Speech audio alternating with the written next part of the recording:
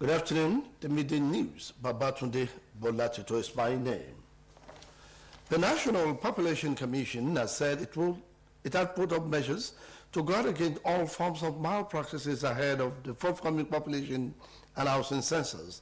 The Commission also stressed that citizens living away from their states of origin do not need to travel home for the purpose of the exercise. The spokesperson for the Commission, Isiaka Yahya, said the Commission is to ask practical questions about those who are living, not those who are yet to be born, and the enumerator have been trained not to count people who are not yet born. The Commission has a system in place to guard against all the malpractices that may arise. The House of Representatives will, in April, grill ministers and other heads of ministries, departments, and agencies of the federal government, as well as oil companies and banks, over the alleged illegal sales of 48 million barrels of crude oil valued at $2.4 billion. The House ad hoc committee to investigate alleged loss of over 2.4 billion naira in the revenue from illegal sales of 48 million barrels of crude oil exports in 2015, including all crude oil exports and sales by Nigeria from 2014 till date, is handling the probe. The committee, in a notice to the invitees, also demanded memoranda from whistleblowers whose alarm had led to recovery of public funds from corrupt individuals and organizations. Governor Ademola Adeleke has promised to fulfill his electioneering promises to the state, especially the civil servants on the payroll of the state government. The governor stated this while addressing civil servants who trooped out to welcome him to the state secretariat in a solidarity show over his triumph at the Court of Appeal. Governor's office correspondent Abdurrahim Adeklekun has more on the story. State Governor Senator Ademola Adeleke arrived into the waiting hands of the civil servants who had converged on the entrance of the state government secretariat to felicitate him on his victory at the Court of Appeal, Abuja.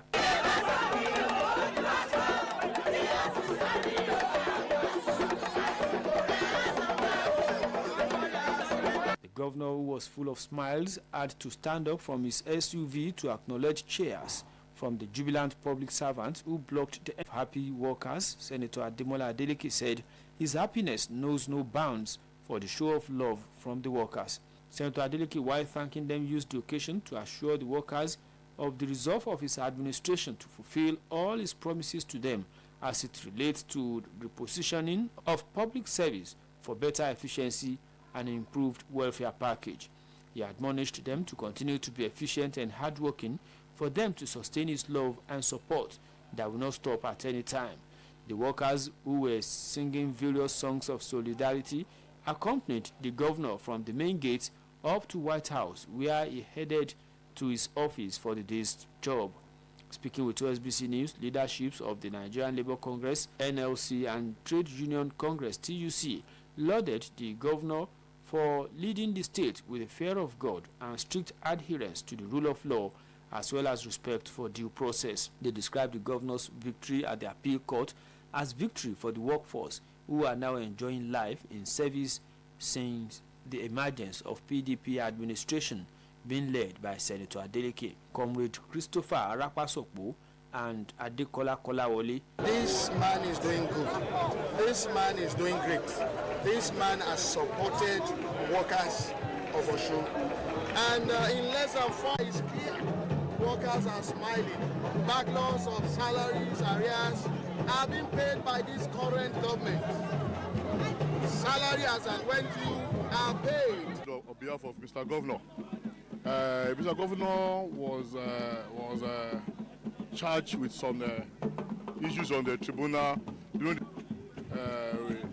didn't get it right, but we are all free for him that this gentleman that everybody, including majorly the civil servants, we appreciate. Highlight of the triumphant reception of the governor was the beautiful rendition by the members of Osun State Cultural Troupe, who led the governor singing and dancing from the gate down to the governor's. Johnson has expressed optimistic assurance while speaking at the 16th IM Osbc lecture series titled Rehumanizing Human Experience, a synopsis of IM Osbc treatise.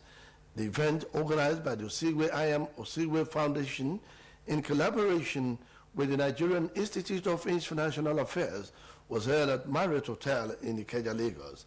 He added that the next freedom is the right to choose those whom governs the people and the right to remove them from office. The former UK Prime Minister lamented the colossal waste of human resources in Nigeria despite its huge potential.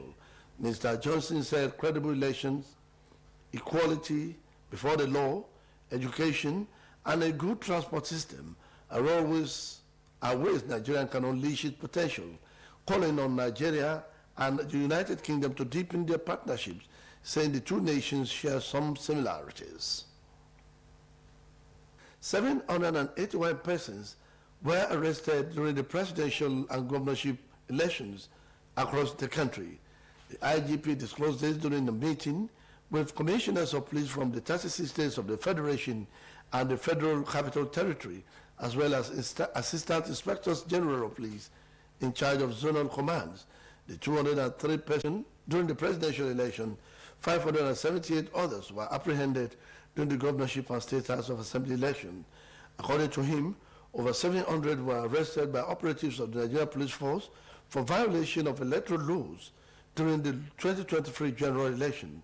The IGP said that the feedback so far received from the 36 states of the Federation and the FCT indicates that a total of 489 major electoral infractions leading to arrest of a total of 781 offenders were recorded nationally, both during the presidential and National Assembly elections and the state, governorship, and houses of assembly elections, while assuring that the police will collaborate with INEC leadership in ensuring that all electoral offenders are expeditiously and transparently prosecuted. I said that the Super Eagles can overcome Brazil with the same players that played Guinea-Bissau if the right coach is appointed to manage the array of talent in the team. Ferrer made this known on the backdrop of the team in any team in the world, including Brazil. Rescuers have started searching for more than 60 people reportedly missing after a landslide triggered by months of heavy rain killed at least 7 people in southern Ecuador. Ecuadorian President Guillermo Lasso said on Twitter that the firefighters and neighboring areas had been rushed to the village to help people affected by the tragedy. South Quito officials said the mudslide happened, burying dozens of homes and injuring 22 people in the village of Alausi in Chimborazo province, some 300 kilometers. Many in tears were waiting as crews with shovels, picks, axes, and sniffer dogs dug through the debris to get the survivors stuck between the sheets of twisted metal. Also saw several schools. That ends the meeting.